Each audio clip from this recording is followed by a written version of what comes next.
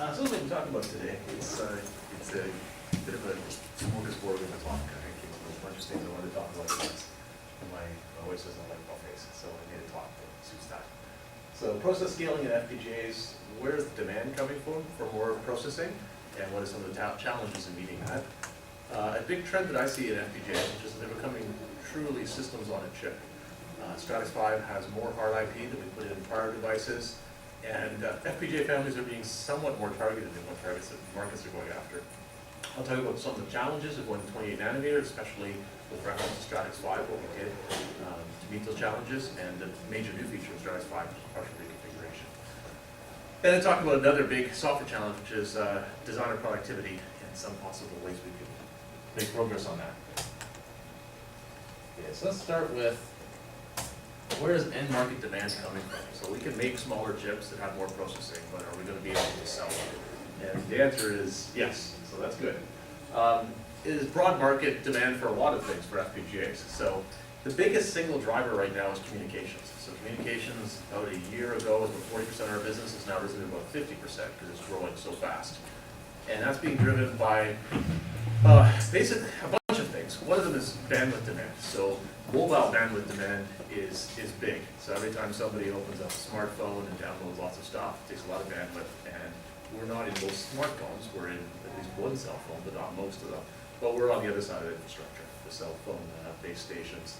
And after the base station takes the signal out of the air, it goes into a wired backhaul network, and FPGAs go to that backhaul network as well.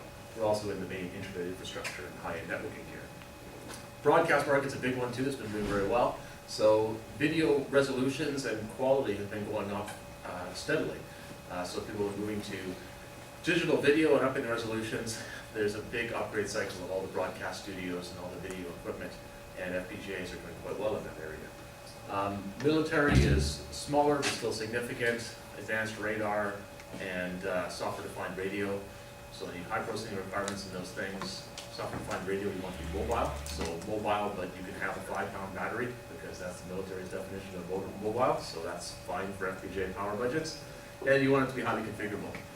And then it's just a very broad array of consumer and industrial products. So an interesting market for FPGAs for the Cyclone family right now is appliances. So it turns out that we take a Cyclone device, put a soft processor in it, custom peripherals to make your touchscreen display on your washing machine work, plus control the dryer drum or the washing machine tub, which nobody makes a chip that has that built in. That's a pretty compelling solution for the increasingly smart appliances. So one design win that we had that was pretty significant recently was with one of the major appliance companies, where they just made their hardware reference platform for handling all that stuff around an FPGA because it was so flexible to pull it all together. And there's some similar design wins in cars. Okay, so the demand is pretty broad-based, but communications is the biggest single driver. So on the wireless side, this is a trend of what's happening with wireless bandwidth. And generally, the standards of significant flexibility and how much spectrum is allocated to different communication devices. So you get minimum maximums. But the compound annual growth rate is over 40%, so 43% compound annual growth rate in bandwidth. So that's really big. Right now, in developed countries, a big build-out of 4G networks, or LTE, is happening. There's also been continuing build-out of 3G networks. And in developed countries, some of them are, like India, are building up 2G networks, some like China are building up 3G. So there's a lot of network upgrades happening all over the world to deal with the increased number of cell phones, and an even bigger factor being the increased amount of data. So in the 3 years since the iPhone shipped, AT&T's network saw a 5,000% increase in data traffic on their mobile network, which got them onto the front page of some newspapers for their network being brought to a crawl. So they're spending, I believe, it's $9 billion to upgrade their network. And a bunch of that money happily goes to FPGAs because we play very well in parts of the base station market. Another thing that's driving bandwidth is video. So there's a lot of video moving across the internet. A lot of TV standards are going to IP, so there's some convergence in standards of IP taking over most everything. And underneath IP, some convergence on variations of Ethernet for doing the long distance networking. And video resolutions actually keep going up. So there's a 15% compound annual growth rate for a long time in video resolutions. And so right now we're here at 1080p, but people are already talking about building prototype systems for digital cinema at home with 4,000 by 2,000 resolution. They're really big and they're really expensive right now, but hopefully that becomes the next thing that everyone wants to have in their living room. And again, drives a lot of demand for processing. Another example of where communications in particular is driving processing is video conferencing. So a high-end video conferencing system in 2000 took 384 kilobits per second. Used generally 6 ISDN channels.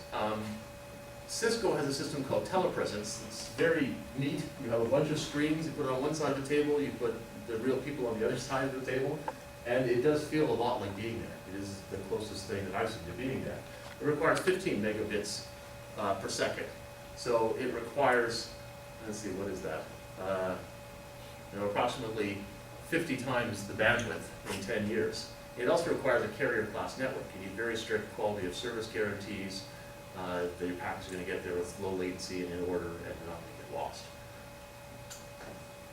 LG Electronics has a Pico projector that you attach to your cell phone, and you can just project images from it. So you could envision a day someday when video conferencing moves from this high-end, relatively expensive system to a bit lower end quality probably, but you actually could do it on your cell phone. So this could become very pervasive, and again, that's a huge demand for semiconductors. Okay, so to put all this together, Cisco estimates, based on the domain, that there's a compound annual growth rate for the next 5 years of internet traffic of 25% for file sharing, pretty mature application, to 131% for mobile video, with everything else being somewhere in between. You put that together, Cisco and NSN each give estimates that are about 40 to 50% compound annual growth rate in internet traffic for the next 5 years. Now, you're putting more data through fixed channels, so one of the things happening is being more complex coding, which means more processing for symbol. And definitely on the wireless side, where your spectrum is quite limited, the coding is getting more complicated. So not only are you shoving more symbols through, more bits through, you're doing more complicated coding. So you get a double whammy in the processing that you need. And then a lot of the traffic is now video, and that has a stronger quality of service need. If you need to get it there fairly fast, you need to get it there with in order, close to in order. And for security, you also want to be looking at a lot of these packets. For both quality of service and security, you want to look at, you want to see if somebody's doing something bad, and you also want to see what is this packet, so you can see, should I try to get it there with low latency, or it doesn't really matter. And increasingly, to figure out what a packet is, you can't just look at the header. You have to actually look at the whole payload. So that's called deep packet inspection. That again greatly increases your processing needs. This is something I got from Warren Gross, which is showing one of the major Toronto Internet Exchanges, or one of the major Internet Exchanges in Canada, the Toronto Internet Exchange. And it shows that actually in 1 year, the traffic demands went up by a factor of 2. So that's even exceeding these overall growth rates that Cisco and Nokia Siemens networks are estimating. Okay, so the demand's there, so that's very good. If we can build more processing, there are a lot of applications that still want it, with a really big driver right now being communication. And so what does Moore's Law give us? Well, on chip, you get bandwidth that is a product of your data path width, so how many bits wide is your bus, times the speed at which you can clock that data bus. So we've been historically getting a 40% per year increase in transistor density, so we can turn that into wider buses. And until about 90 nanometers, we simultaneously got a 20% per year increase in transistor speed for a total gain of about 60% a year. At 40 nanometers and beyond, you get very little intrinsic transistor speed gain once power is controlled. In fact, it can be negative. So your design problem is difficult. You have to try to get as much performance out of these processes as you can. So that means Moore's Law has partially, well, it's flattened out some. It's gone from about 60% more bandwidth on chip per year to closer to 40% unless you innovate to try to grab back something more. And basically the end markets can absorb all that and more. So that's a happy situation to be in. It's better than the reverse, where we know how to build things but not how to sell them. We know how to sell things that we don't quite know how to build. So that's only part of the equation of what you need in the next generation. You also need to be able to get data on and off the chip. And we've been going to increasingly complex I/O standards to get more data on and off a chip. So going from kind of simple synchronous interfaces to source synchronous interfaces where you send the clock alongside the data, to increasingly transceiver-based interfaces like PCI Express, where you embed the clock in the data. And over a fairly long period of time, we've gotten about 26% increase in I/O bandwidth per lane. So a lane is a group of pins that together forms the protocol. We're simultaneously getting a modest growth in the number of lanes you can get in a chip. Both because we get a few more I/Os on the chip over time with improved packaging technology, and because some of these standards have reduced pin count by going serial. They don't reduce it as much as you might think, because they also go differential and they do a lot of power and ground pins. We've gotten a modest growth in the number of lanes in the chip. To keep up with the demand for increased I/O bandwidth, this 26% per year is actually still not exactly what we want. We really have more than that. We may need some radical solutions going forward. So 3D integration is something that's getting a lot more attention these days, which is there are various technologies for stacking die on top of each other. There are new forms of multi-chip modules that basically use silicon substrates to form essentially an extremely fine-pitched circuit board that you embed inside a package. So we may see more of that, where you're bonding multiple die together with very high I/O bandwidth between those die. You eventually have to get out of the package, but you capture a lot more inside of it. Another possibility is optical, integrating actual optical transceivers onto a chip. Okay, so the last piece of scaling is economics. This graph shows up to about 2000 what happened to fab costs. And it's pretty interesting to think back in 1970. So obviously I was one, so I don't personally remember this, but the cost of a fab was quite low. You know, somewhere in the $6–7 million range, which seems shockingly cheap nowadays. Like you could just buy 100, right? What would you do with such a fab so cheap? By 2000, it was up in the billion range, and TSMC's Fab 15, which they're currently building, is going to cost them $9 billion, and it will produce both 40 and 28 nanometer chips. So that is an incredibly high number. What that produced is that in the 90s, the fab cost got so high that it produced the fabless semiconductor industry. So Altera was one of the first companies in that industry. It wasn't obvious when it was started that it was going to be a successful industry. But now we're taking for granted that there are very big companies that don't own their own fabrication plants, and that trend is accelerating.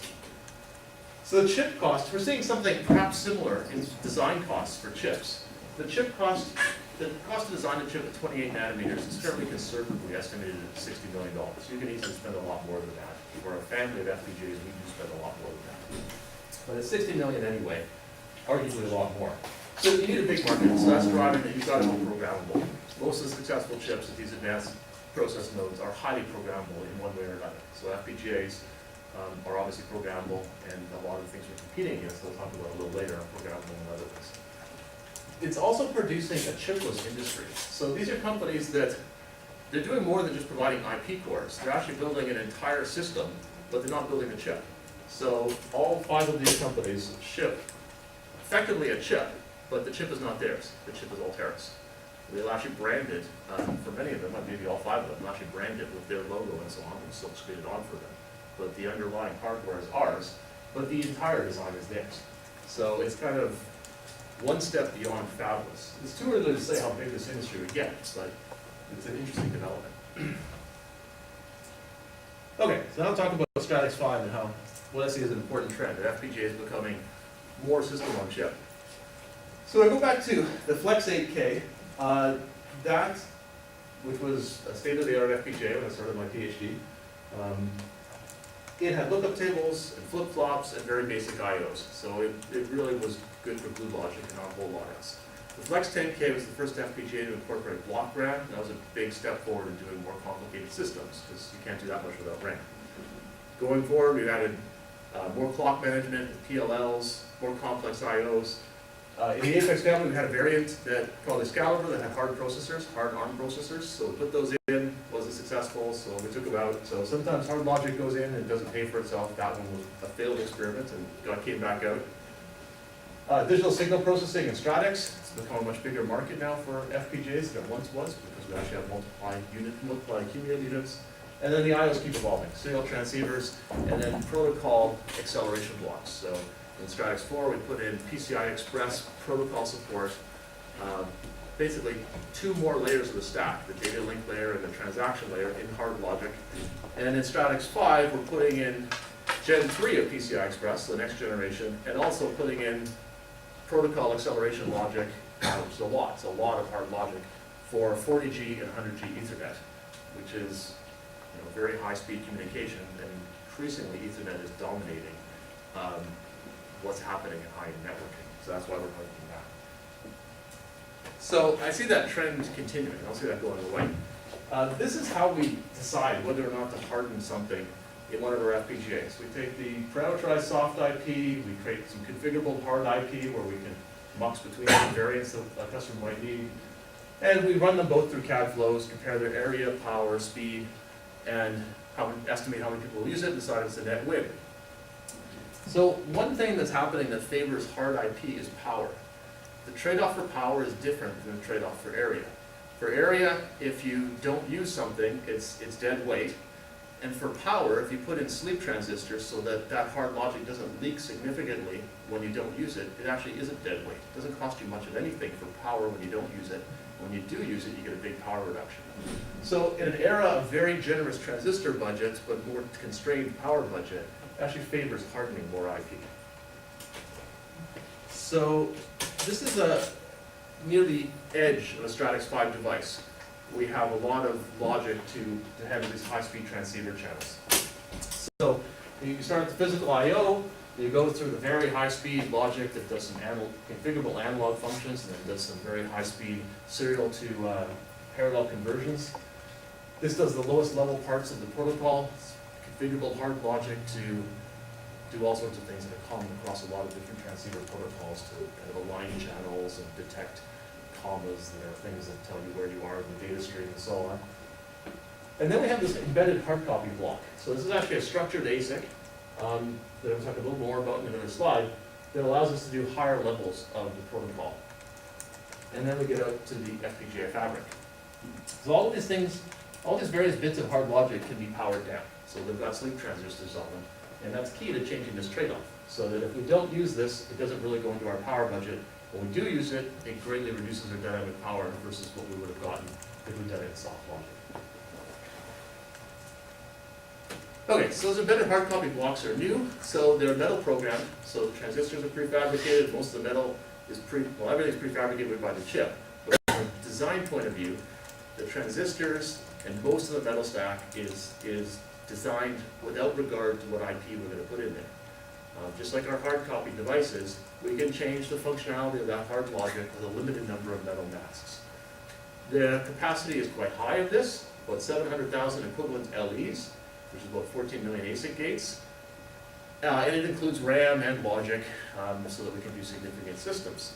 When you put everything together, the RAM, the logic, and so on, we get about 5x area reduction versus soft logic, and a 65% reduction in dynamic power. Because the sleep transistors doesn't leak much when we don't use it. So that's a net, it's a big net win in power, and overall, given the usage we expect of these, it's an overall win in area as well. The first variants of Stratix V are, some of them will have PCIe Gen 3 in those blocks. The protocol for PCIe Gen 3 is not stable as we're actually finalizing Stratix V, so putting it into a structured ASIC fabric like this helps us stay more flexible with fewer mask changes with the protocol. And again, with a smaller number of mask changes, we're going to have other variants that do 40G and 100G Ethernet protocol acceleration.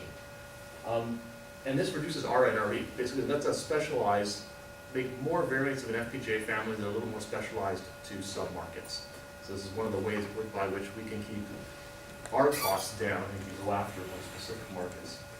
And if there are big enough opportunities, new IP comes up, a big enough customer wants it, we can roll, again, with lower NREs, additional functionality in those hard copy blocks. Because here's an example, one of the target markets, what we get from this.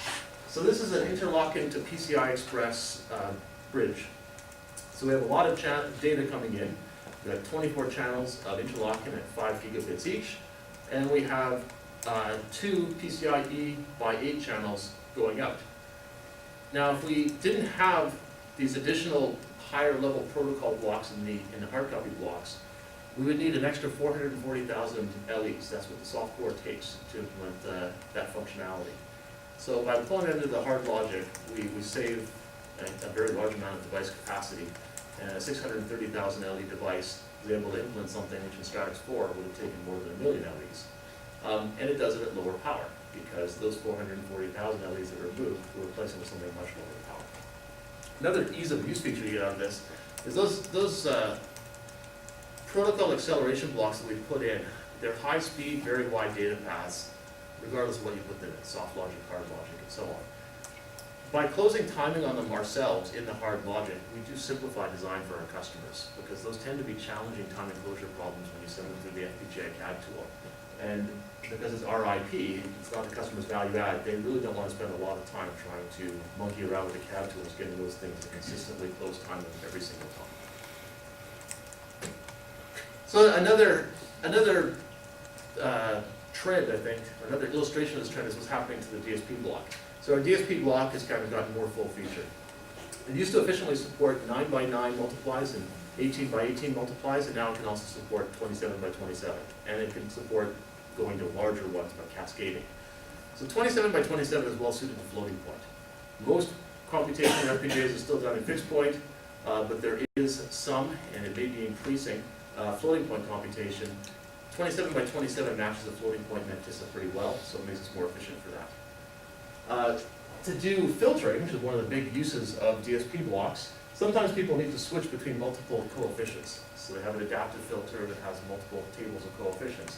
We used to have to use register banks outside of the DSP block. That was common enough that we put them right inside the DSP block. And we did a few other things. This, again, is kind of driven by the fact that making harder logic is, making more featured blocks is a net benefit right now. Partly because of that power trade-off that I talked about. Okay, so this is the obligatory table of big numbers. So Stratix 5 goes up to over 1 million logic elements, lots of RAM bits, almost 4,000 multipliers. Very high I/O bandwidth, so either 66 transmit and 66 receive channels at 12.5 gigabits each, or there's another variant of the device called GT that has some 28 gigabit per second channels. So at that point, the distance between your bits is only a little over 30 picoseconds. So it is quite amazing that these things work. We already have test chips back with those full transceivers on them, and they do operate, successfully communicate with each other at 28 gigabits per second. So I had a board that actually came through Toronto to show all the Toronto customers that the transceivers are already actually functional at those speeds. I mean, the chips have very little to say because they're test chips, but they are able to talk to each other. We have these, up to 4 of those hard PCIe protocol acceleration blocks, and the next set of variants of Stratix 5, which haven't shipped yet, well, Stratix 5 is going to ship in Q1, but basically this one is pretty close to taping out. These ones are not quite ready to tape out. So we're going to have other variants that have these Ethernet acceleration blocks.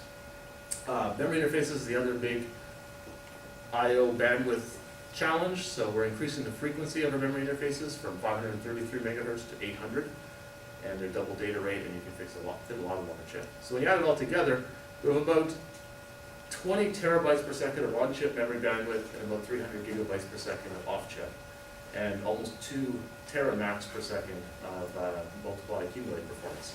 So the peak numbers are very big. There's another illustration of how we're specializing somewhat to sub-markets. So we now do 3 different FPGA families per process node. Stratix 5 for the high-end, increasingly appropriate for basically very high-end processing and communications. Aria 5, a little bit slower, cheaper, transceivers are slower, the core fabric is slower, and the capacities are a bit lower.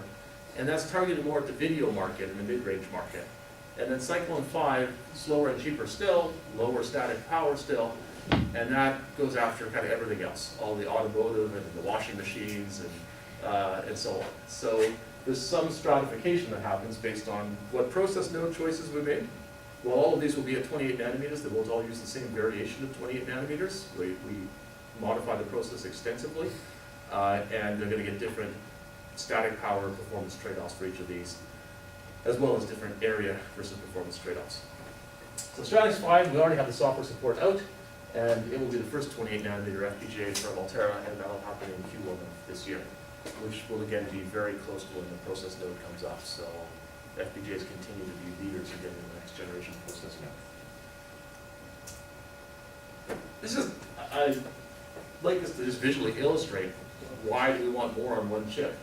This is a system that is doing 100G networking, so it's got 125 gigabit per second multiplexer. So basically, once you add in some error correction, your 100G system often needs more bandwidth. So this one needs 125 once you add all the extra check bits. No chip can really take that, so you bring in an optical connection at 125G, an optical transponder turns that into electrical signals, splits it, in this case into a whole bunch of channels running at 6.5 gigabits per second. They go into a whole bunch of Stratix V FPGAs to do all the error correction, coding, and so on. So if we put this in Stratix V, because our transceivers are faster, and because the device capacities are much bigger, and we also put in hard logic to help this kind of application, it will go from 10 90 nanometer FPGA Stratix II devices to 1 or 2 28 nanometer devices, depending exactly how they can balance things. So a lot of wiring is going to disappear. You can visually get a sense of what kind of cost reduction you get by doing that. Probably also a robustness increase. Okay, so I can talk a little bit about other challenges and enhancements at 28 nanometers. So controlling power remains a big challenge. And we're using a bucket of approaches to control power. And in yellow, I've highlighted the ones that are new in Stratix V versus Stratix IV. So the first thing is we go to a 28 nanometer process. The gate oxide has changed from 40 nanometers to 28, from nitrated silicon oxide to a high dielectric constant material, phase hafnium oxide. What that lets us do, basically we had to stop scaling the oxide a couple of generations ago. We got down to about 5 atoms, and at that point you got significant gate leakage by tunneling across the oxide. And if you took one more atom out, the gate leakage would become unacceptable, so you had to stop.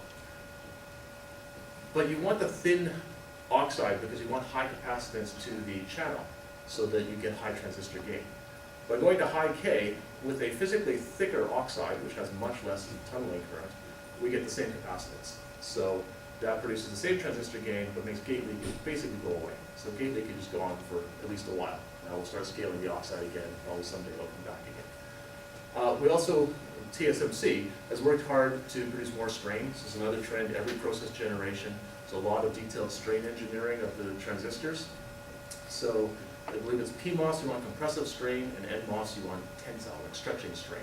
So they do a lot of materials engineering and embedding dopants and so on to produce those strains, and they increase the mobility of electrons and holes and give you bigger speed. Something else that's interesting that's happening as that strain engineering goes on is the speed of an NMOS and a PMOS are becoming more similar. It used to be that, like back when I was in grad school, that an NMOS was approximately 2.5 times as fast as a PMOS. And that ratio is gradually shrinking. It's certainly below 1 now. It's probably more like 1.6. And in every generation, the ratio is getting smaller. So that actually changes the circuit design some. The capacitance is smaller. So your wires are shorter, transistors are smaller, your capacitance drops. Those things help you control power, but then you double the number of transistors, and that makes everything worse. So you got to keep going. We have adaptive body bias, programmable power. We've had that for a few generations. Biggest single hammer that we can choose is to lower the core voltage. It drops your dynamic power quadratically, it drops your static power roughly cubically. So we're going through an aggressively low core voltage of 0.85, where Stratix V is at 0.9. I talked a lot about hardening, that helps us with power, and we're using more sleep transistors to power down those hard functional blocks. And the rest of this has been around for a while, clock gating and software optimization and a few other techniques. Okay, so big challenge is fabric performance. To get reasonable power, the biggest hammer we have is to drop the voltage, but that costs us speed. It also costs us speed in an asymmetric way. The logic is still speeding up, but the routing is considerably more challenging to get speed out of it.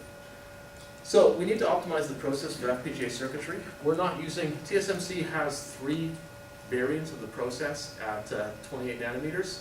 They have a high K with low leakage power, so low subthreshold leakage. They have a high K for higher performance, and they have something that doesn't use high K. It goes for low leakage power. And we're using a mix, basically. We're using a variation of the process that is not standard. It starts with high K, high performance, but then we add things to it. And one of the key reasons we have to add things to it is pass gates. FPGAs use pass gates a lot, most other circuits don't. So we often need to tweak the process for that. The fact that logic is speeding up more than routing, or routing actually is tending to, if you're not clever, routing slows down, means that, again, this drives you to bigger blocks, more hard IP. because you don't want to use configurable routing between them as much. Wire resistance is rapidly increasing. As we're thinning the metal, obviously resistance goes up. Beyond that, we're even getting quantum effects, where it's going up faster than you would expect from just this pure cross-section, because electrons are starting to behave like waves.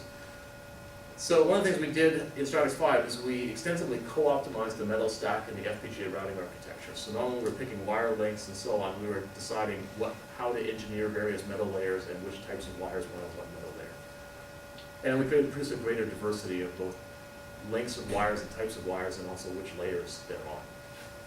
And the delay to cross the chip is not scaling. So above about 300 megahertz are big chips. You can't cross the chip in a single clock cycle. So you now have to start pipelining your interconnect. And that's challenging for designers, because usually the designer is thinking logically about the design, not thinking the signal might have to go a long way. So maybe you have to add a few pipeline stages to get across the chip. So that's a challenge. One of the things we've done to help with this is more registers. So the adaptive logic module in Stratix 4 had 2 registers and 2 lookup tables, and in Stratix 5 we have 4 registers and 2 lookup tables. The registers also been redesigned, some tricky techniques, some like Lewis-inspired techniques to, for those of you who know Dave Lewis, to make them faster.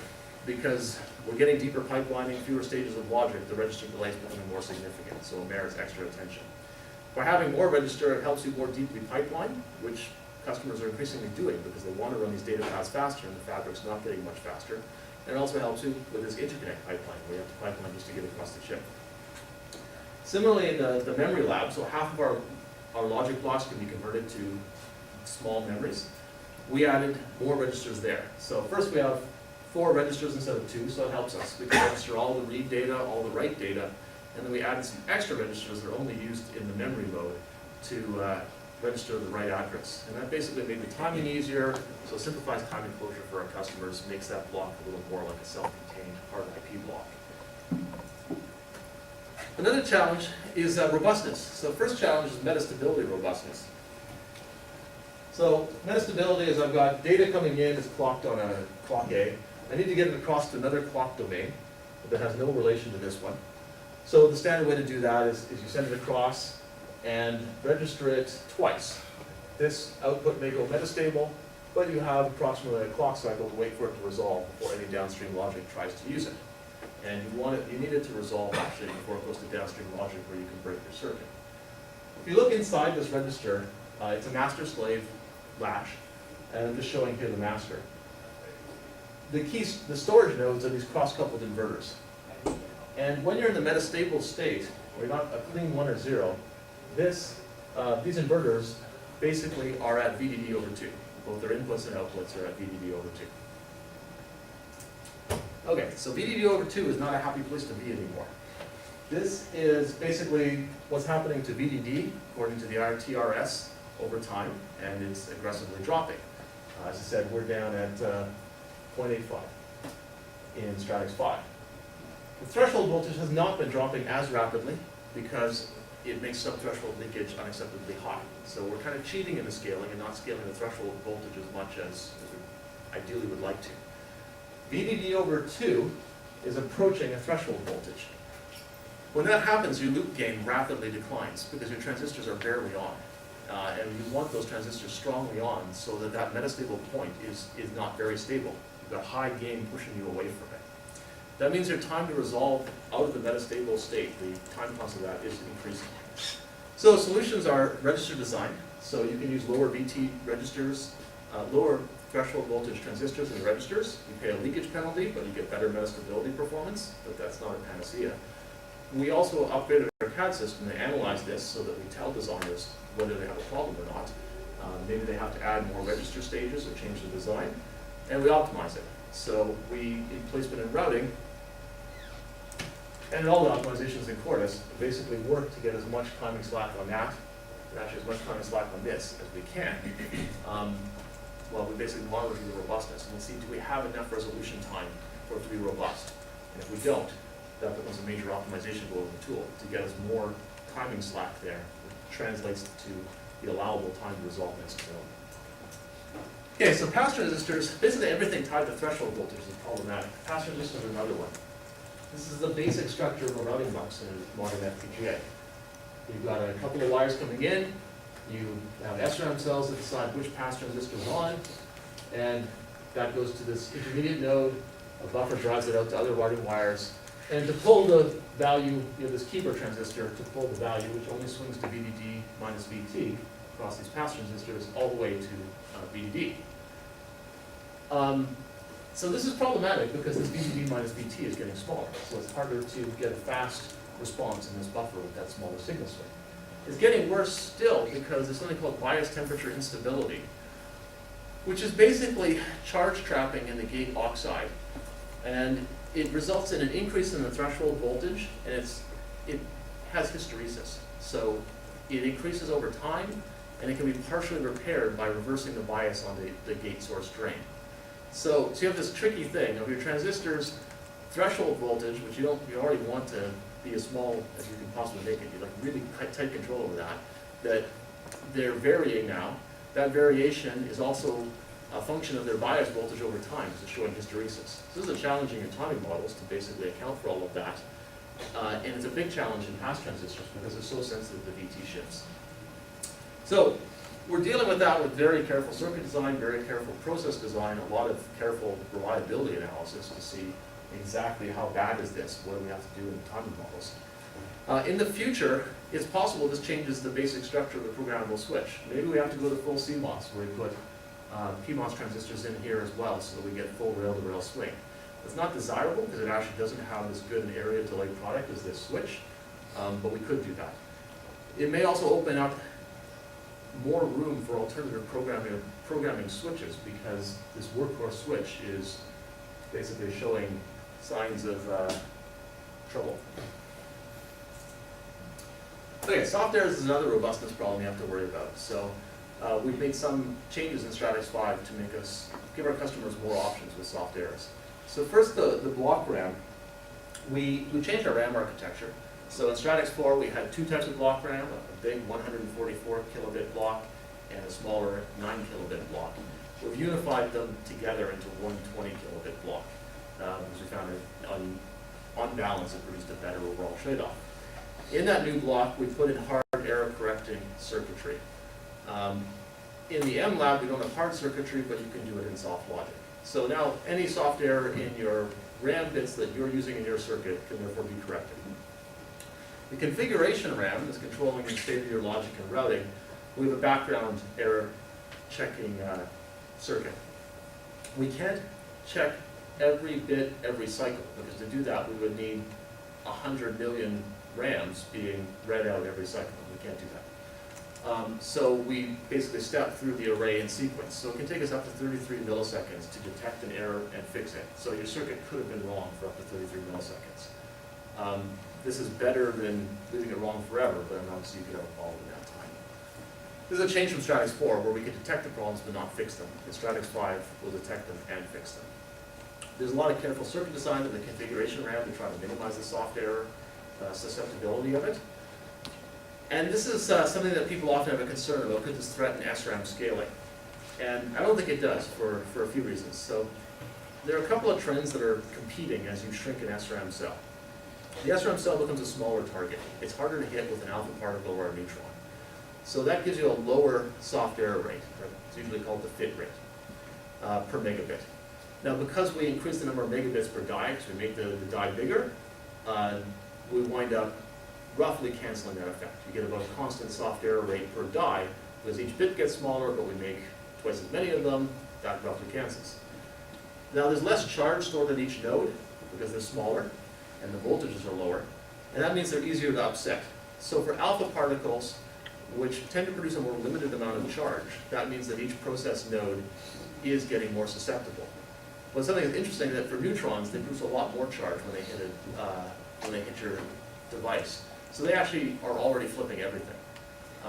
So it's basically an alpha particle is like getting a bullet shot at you, and a neutron is like someone has a bazooka, right? So you're not dodging the bazooka. You might be able to stop the bullet. What that means is that there's going to be the trend is to some more increase as more and more alpha particle strikes flip a cell. But we may be approaching a point where they're flipping everything too. At that point, we should stabilize, because once every strike flips a cell, your rate should stabilize. If that's at an acceptable level, then we're fine. If it's not at an acceptable level, and no one's quite sure whether they'll stabilize at an acceptable level or not, there are known techniques to reduce this greatly at an area cost. Basically, you can use SRAM cells that have more transistors and have multiple storage nodes. So no one storage node, by upsetting it, you cannot flip the cell. So we can work around this and won't threaten scaling. Obviously, we prefer not to take that area cost of using an SRAM cell that has, instead of 6 transistors, say 10. But we could do that. Okay, so something else we've added in the Stratix V is partial reconfiguration. This is the first Altera device that's had that. The hardware is very flexible. This is basically what the FPGA configuration hardware looks like. It looks like a big RAM, basically. You've got essentially, these are like your word lines, and these are like your bit lines. So you program all the bits in this word, and so on and so forth. We've designed the logic with some masking circuitry as well, so you can program individual bits. So I could program these regions only if I wanted to. And that's very useful, because now I can reconfigure individual logic blocks and even individual running boxes. And that turns out to be quite important, without disrupting any of my operation elsewhere. Okay, so what we're working on here, the big challenge, that's what the hardware is, but the big challenge is really the software flow. And we're building this on our existing incremental design and floor planning tools. And our goal is that designers specify what they want to do, and we automate away the low-level physical details, because otherwise with these huge designs, it's not going to be very usable. We also are building a simulation flow, which has been lacking in the past for a lot of partial reconfig flows, so you can check things before you go to hardware. Because for, again, significant systems, it's not going to be acceptable to simply say put it in and start swapping and see what happens. The whole partial reconfiguration process can be either controlled by an external device or it can be controlled by logic within the FPGA. And our target is not kind of page swap-like applications where perhaps every 100 microseconds you're swapping in and out some hardware unit. It's multimodal applications where once in a while you switch from one state to another. You see a lot of this in, for example, communications. You negotiate a protocol and you stick with it for a long time. Those ones are a little easier to think about how you can make the flow work, and it takes, you don't need very fast reconfiguration. It's an easier target to basically make work well. And there's a significant demand for it.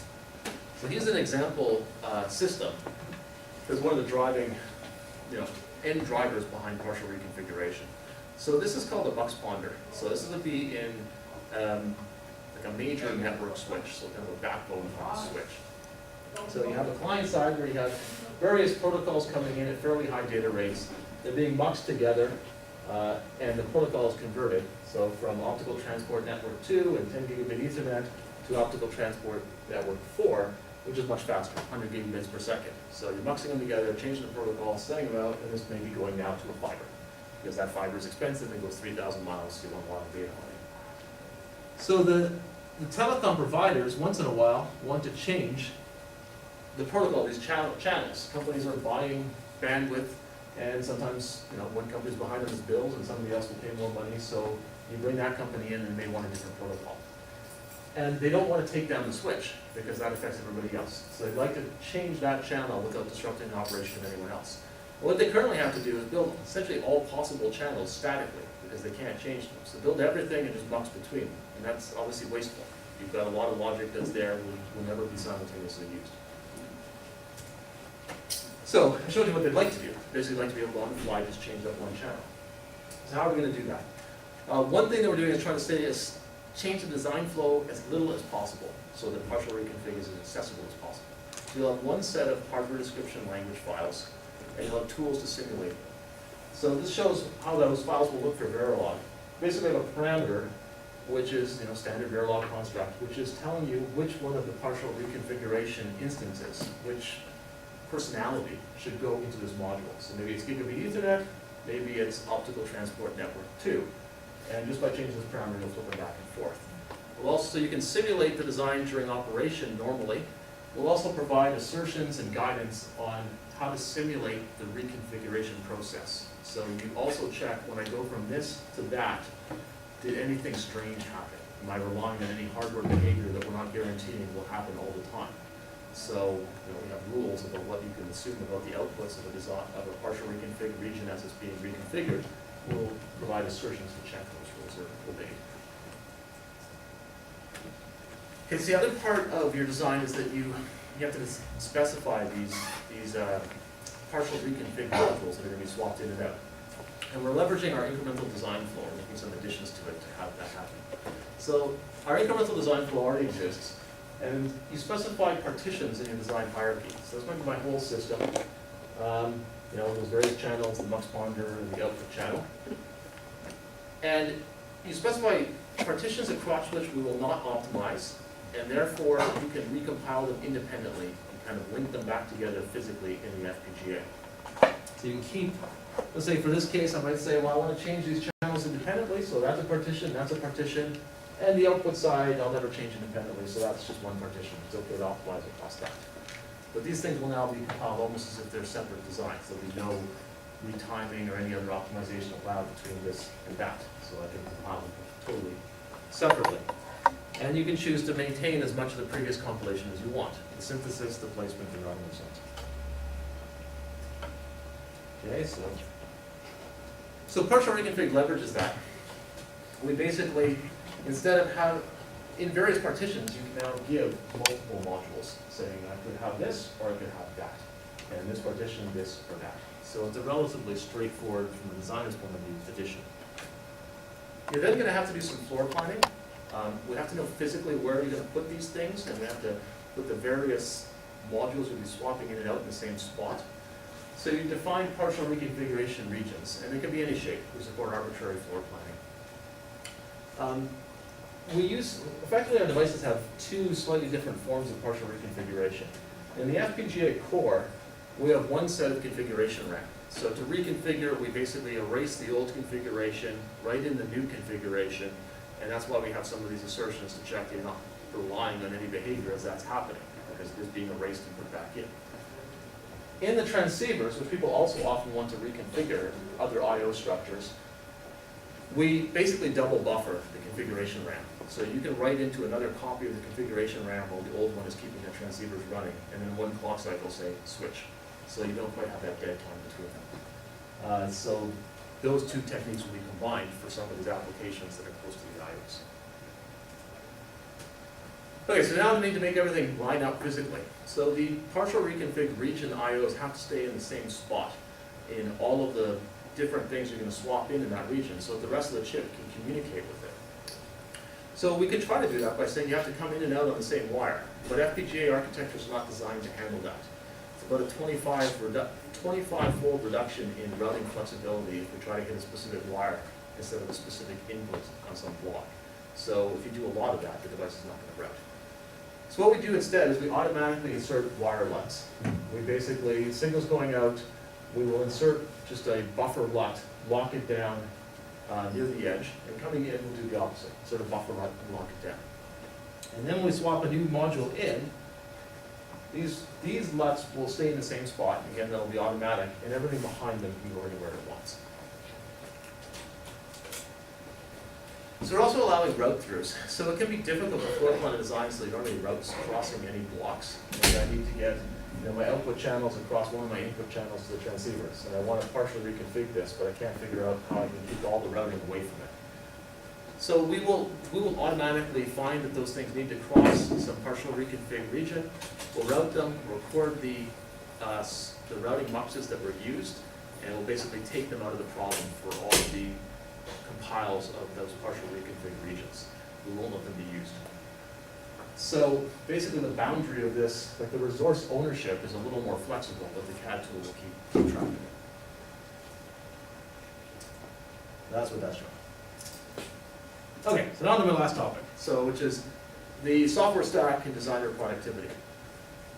So there are some challenges for FPGAs, and there's a lot of opportunities for FPGAs that are brought about by the end market demands I talked about and the scaling trends where programmability is really, really helpful. But we do have some challenges, and probably the biggest ones are in the design flow. So the dominant way people enter systems for FPGAs is hardware description language, which is basically a very low-level parallel programming language. And there's one example from NEC of it took them 300,000 lines of code in RTL and 40,000 lines in a behavioral model. So it says it takes a lot longer to write that code. Time enclosure is an issue. The fabric speed is flattening, but people still need to get more processing out of these devices. So they're compensating by widening their data paths And because the devices are getting much bigger, that's acceptable. We have enough resources to go and double the data path in the next generation device. But it is hard to close timing on. So if let's say I use those 28 gigabit per second transceivers. I have 4 of them. I could turn that into a 336-bit wide data path at 333 megahertz, and I can handle the processing demand. This requires very good place and route. You have a 1,000,000 LE design, 336-bit wide data path, and your clock cycle is under 3 nanoseconds before you can go skew and everything. You don't need to make, well, you need to make one mistake for it not to work. And you need to make 1,000,000 correct for it to work. So that is a challenge. If you need more latency, let's say I can't robustly close timing at that frequency, you may cause major HDL changes. And some of those changes may be not obvious. Pipelining interconnect is not obvious to most designers. Like, why would I do that? When do I do that? So you have a somewhat painful iteration cycle. The compile, test, and debug cycle is slower than software. And the tools to observe what's going on in the hardware are not as mature. Timing closure exacerbates this too. Let's say you debug it. I'm delivering now and I'm bringing back to the next 2 minutes. Like I'm leaving. What's going on the next? Huh?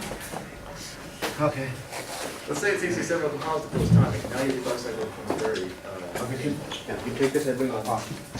And often you need, often your firmware development. Generally, these systems that you're building, there's going to be a lot of software built on top of them. Your firmware engineers are not as productive when the hardware is not working. So you want the hardware to come on fast. Your firmware engineers can start writing that and testing on the real system. And customers get really excited about this, right? Like there was one issue at Nortel where a system was not coming up on schedule. There were a lot of Altera FPGAs in it. And I've never seen emails with so many VPs on it, right? That when you have like a team of 100 firmware engineers who can't make progress, they're being paid. And someone identifies a timing closure issue with their devices as part of the problem, they start emailing everyone. So. Okay, and not all of the competition has all the problems. So if there was no alternative to FPGAs, then you could say, well, you know, it is what it is. But there are competitors. So, and they're also programmable. I think most of the non-programmable competitors, they have bigger challenges, so that's not so bad. But one of the competitors are very large numbers of processing cores. And so Altera, this is Altera TAL64, and they combine a lot of fairly vanilla, I believe MIPS processors. Now this is not a trivially easy thing to program either. All these processors and network switches between them, the multi-core programming problem is really not solved. But the hardware is stable, so your firmware designers can start working on it right away. You don't have a timing closure problem, you do still have a tricky programming problem. Another type of competition is, I guess, related. This is a chip from Cavium, which is having some success in the networking market. They combine 16 to 32 MIPS cores, so general purpose processors, with a very large number of application-specific accelerators. So this kind of is like Stratix V, where you wind up putting in a bunch of hardware units, and probably no one will use them all. But if you power gate them, that's not so bad. And many people, when you do use them, you'll get a big benefit out of that unit. So they have 85 different application accelerators that can offload processing from this general array of processors. Now they still have some, so that's an interesting technique. I mean, this is in a way kind of like our hot IP, and they've gone multi-core behind it.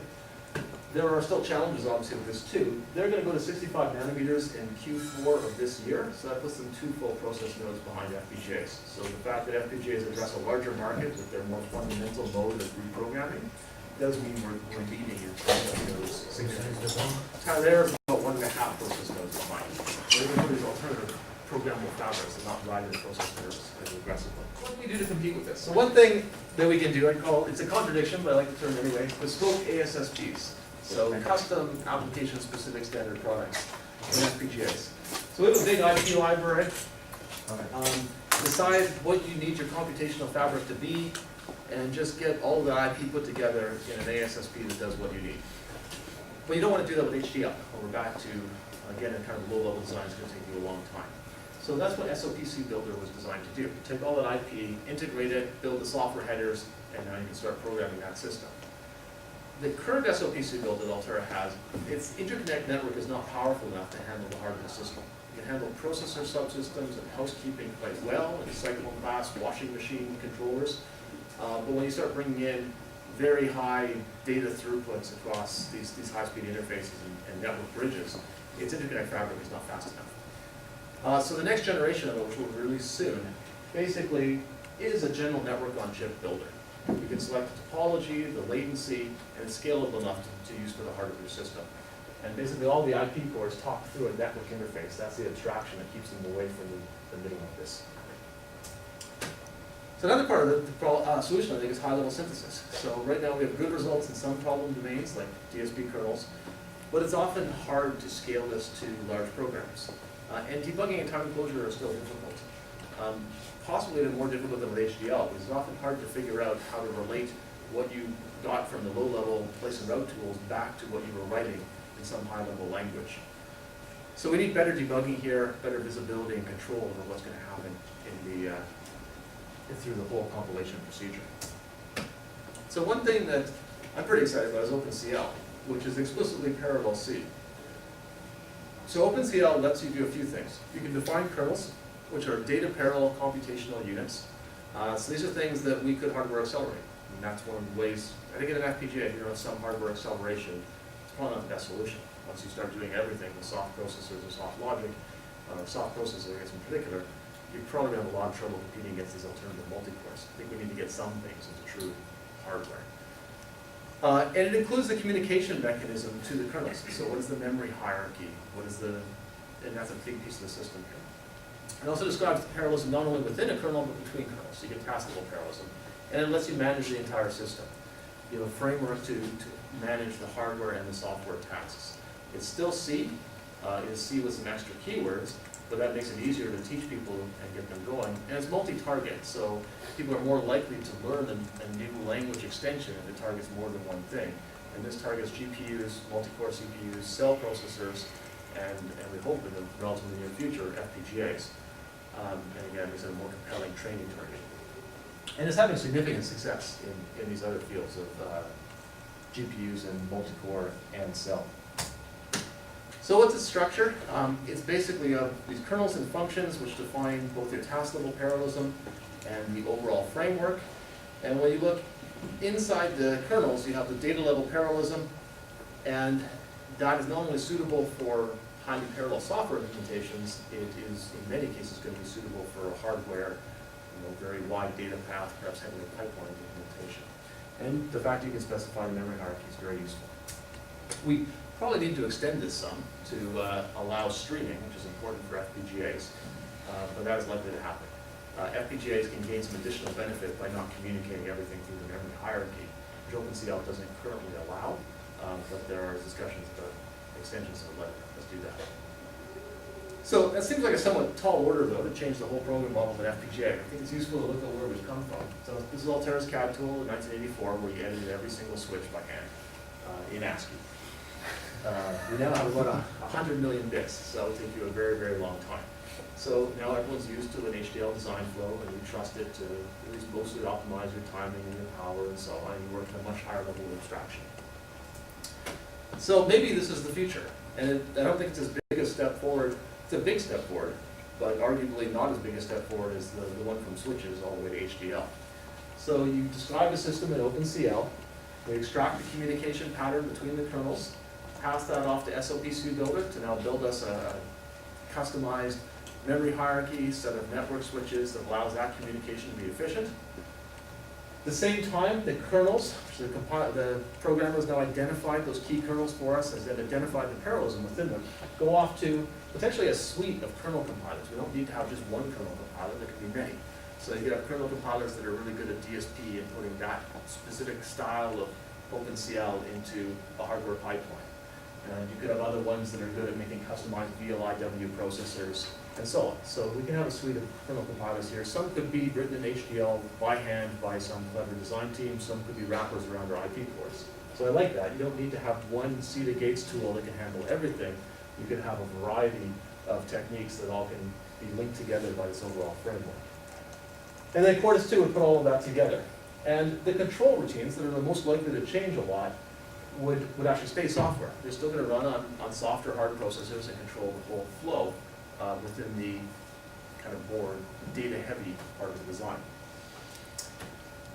the whole system is C, so we can simulate it. So that means we have fast debug, where we're just trying to see if the system functions, just get it correct, don't worry about getting it fast. So that would be helpful in addressing some of our productivity challenges. And even once we put it in hardware, so now we're checking speed and we're again checking functionality, because a lot of the control software, the bulk of the control software is going to stay true software. In many cases, we're going to still have a fast debug, fast recompile cycle as we work on that. And hopefully someday RTL becomes kind of an assembly language that you only go to when you want the highest performance. Okay, so in summary, there's a huge demand for remote processing, and arguably more than we know how to deliver with semiconductor technology, but that's not a bad problem to have. FPGAs are becoming systems on a chip with more specialized units, more hard units, and specializing somewhat to the markets that they're targeting. At 28 nanometer with Stratix V, the kind of big achievements are 30 to 50% less power, but 30% less power than Stratix 4 if you don't use additional hard blocks, but 50 if you do. 1.5 times the I/O bandwidth, and 1.5x to 2x more processing. Again, depending on whether you use those hard blocks or not. You get from about 1.5 to 2x. And partial reconfiguration is a big new feature for us. Scaling is continuing to reveal tricky robustness issues, but I believe they can all be resolved. At 28 nanometers, we certainly believe we resolved them all, or we wouldn't be going to tape out Stratix 5. And I think that will continue. We'll need continued innovation, but there's nothing that I see that's threatening scaling at this point. And we need innovation on the tools to make our designers more productive. That's all I have. Thank you.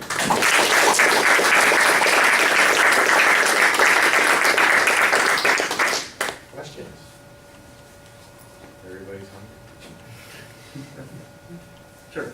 Question, actually, I have 5 questions, but just at the very end, you're talking about a memory hierarchy appearing that either specified by the user or created by the... Yeah, OpenCL has the notion of local and global memories. I mean, the memory hierarchies you can currently specify are somewhat tied to the things they target, like GPUs and so on. But you can see extending that. If we can leverage that notion of local and global memory, we can also extend it to give more information as we can build whatever memory hierarchy you want.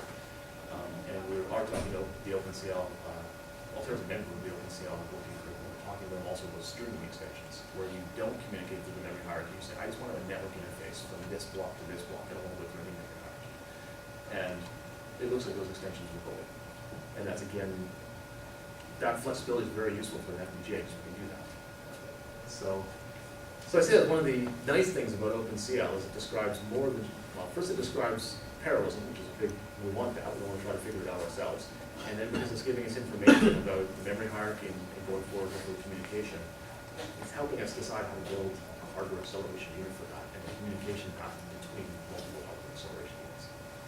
So do you have the user describing the hierarchy, or it's implicit by this local, global? Yeah, right now they use keywords like local and global, which therefore describes your memory hierarchy. You would say maybe your local is this big and your global is that big, and so we could bring that outside the language, have a little block of define what local means and global means, and you could vision like a richer set of keywords to start saying, well, also stream interface and so on. And so as an active area of research to figure out how much do we need the user to specify, how much can we figure out. So we're going to need them to specify some, probably more than they currently do with the OpenCL keywords. But we can also try to figure some of this out ourselves, so they don't specify everything. So you mentioned about the market space for wireless infrastructure, right? So there's actually several other devices competing, things like from chips from T9 and also Freescale. Yeah. Right? So do you see FPGA as competing with them or complementary with them? And also, the related question is that their device is typically priced at $200, right? Yeah. And I think the FPGA chip is in the $1,000 range. Not So- for any real customer. Not really? So I just like to get a sense, right? How from Chinese performance perspective, how do they Yeah. compete with each other? How do they complement each other? Well, so that's a good question. So we do compete, and we each tend to dominate in sub-pieces. So if you look at a wireless base station, there's normally now a remote radio head. So wireless base stations for these newer standards, 3G, 4G, they have lots of antennas. And the way that most people are now building out their base station is they stick the antennas all over the place, right? So you've got wires going between the antennas and back to the base station. And there's a protocol that gets C3, which is another serial protocol, so you need transceivers for it, that takes you from what's called the remote radio head, so these antennas, and the first level of very high bandwidth but relatively simple filtering. So you can describe the algorithm relatively simply, but there's a lot of processing happening. And that generally happens at the radio head, right near the antenna.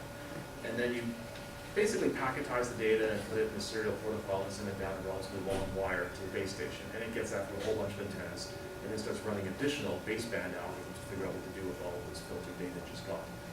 FPGAs are really good in the remote radio head. A lot of filtering, matches DSP blocks really well. The huge number of multiple IQ units we have gives us generally a very big performance advantage, price performance, power performance, everything. So we tend to do very well there. When we get down to the baseband, the control flow gets more complicated. So there's still a lot of processing, but you get a lot of, it's more complicated code basically. And DSP processors do well there. Their challenge is kind of keeping up with the data stream, but FPGAs, it's harder to program for that kind of complex control flow. Does that answer your question? Yeah, yeah. And there are a few different architectures there. They'll have that. Sometimes they'll have FPGA accelerators attached to a DSP, so it is complementary in that case. Like they'll use a DSP to do some of the complex control flow, offload certain elements now inside the base station to the FPGA. Sometimes they would offload to an ASIC, but that's becoming somewhat less common because the ASIC's too expensive. The DSP processors are attempting to put hardwired functional units in to do some of the things the FPGA might do. So yeah, they are trying to pull in some of that functionality into their chip. And we're obviously trying to get software flows and so on that would allow us to do more of the baseband processing so we can say get rid of the DSP processor. So what about protocol processing, which is usually the network processing? Sorry, which one? Network processing, because in wireless there are lots of protocol processing as well. Right? People tend to use network processing. I think the FPGA is probably also playing in that area. I mean, competing or is it? I'm not sure actually, because I don't know so I'm not sure. Putting the processor in that hard copy slot, so it's on Stratix V. We could do that. So I see the hard copy ones. The structured ASIC fabric is less dense than a standard cell fabric. It's not that much less dense, but it's somewhat less dense. So if we know we're going to put something in every single device, and we know what it is well in advance of tape out and so on, we're better off to do it in standard cells. If it's a protocol that's still evolving, or we think say 40G, 100G Ethernet, we know some of our customers will love that, and we know some will not care. If they're not doing Ethernet, they don't care. So we want to spin multiple variants, some that have and some that don't have that. So that's where the reduced mass cost becomes useful. So I guess I can give a somewhat wishy-washy answer. Yes, you could put a processor in there. We'd also evaluate should we just put it in standard cells. If we're going to do it in every device, we should probably do it in standard cells. If it's going to be customized in a bunch of ways, then maybe it makes sense to be quite comfortable. I do see that's another trend that is likely to happen with FPGAs. Like, I mean, you can see how DSP processors is not a new trend, but they're putting in various hardware function units to offload, say, the Turby decoding and various things that accelerate well into hardware. We saw the Cavium chip, which is definitely doing that as well. FPGAs are also pulling in more specialized blocks. We could pull in processors, large numbers of processors. So there's some convergence that's happening there. It's not a complete convergence, but you can see everyone has some overlapping ideas, and they're all trying to mix and match into some successful products. Yeah. Memory bandwidth. One of the big appeals of GPUs, regardless of debate as to whether versus CPUs, is that they seem to have their own custom memory solutions, and they just seem to beat everyone flat out in terms of raw bandwidth. So once you have enough compute power, it boils down to that. So your typical GPU nowadays has 9 or 10 channels, 64, 72-bit, I don't remember, they're running at like 1.5 gigahertz. On FPGAs, you would expect almost intuitively to have more bandwidth available, just big pin count and everything, but it's not the case. And is there a way to work around that, or why? I think the why is easier than what to do about it. They use graphics DDR, which has presumably more stringent. I'm amazed they get graphics DDR to run as fast as it does. GDDR5, which they use, is apparently a variant of DDR3. Yeah, because they are variants. They're not radically different from the DDR variants. So when I was in impressed by how fast they run it. I would assume they have very stringent circuit board requirements to do that, and that there's a price premium for the RAMs of some amount. So we could do that. I mean, presumably by putting the same kind of restrictions on our customers for circuit board, we could get there. Might have one additional challenge: our IOs are so configurable. And we have possibly a harder time putting it all in there too. We don't see a lot of demand for that though. Nobody's asking us for GDDR. They want memory bandwidth. I don't know why they don't ask for GDDR. I would assume that the circuit board restrictions are sufficiently tight that they don't want to do it. Because I don't see any request for that actually. Really? They don't find their systems become memory bandwidth limited. No, they do, but they don't ask for GDDR. They ask for faster DDR and more DDR. And also there's a mix of things there. Like for a lot of the systems we're in, your memory hierarchy may be that you have some QDR, which is an SRAM, so you get that for really fast random lookups, then RLDRAM, which gives you DRAM but optimized for latency, so it's better for random lookups than regular DRAM, and then DDR for the main storage. So they may put the packet headings, for example, in QDR, some other lookup structure, RLDRAM, and then the main packet DDR. So I guess part of it is that latency matters a lot to them. They will often mix and match things like that. I guess I don't know a completely great answer for you of why don't they ask for GDDR memory. I assume it has some restrictions, that's why it doesn't take over. Because you can make the same argument on PCs. Like, why don't we use it for PC main memory as well? It's 4 times the bandwidth, why don't we use it everywhere? But there's something about it that means that only GPUs seem to want to use it. So. Okay, I think we should, before the pizza gets cold, play the pawn again.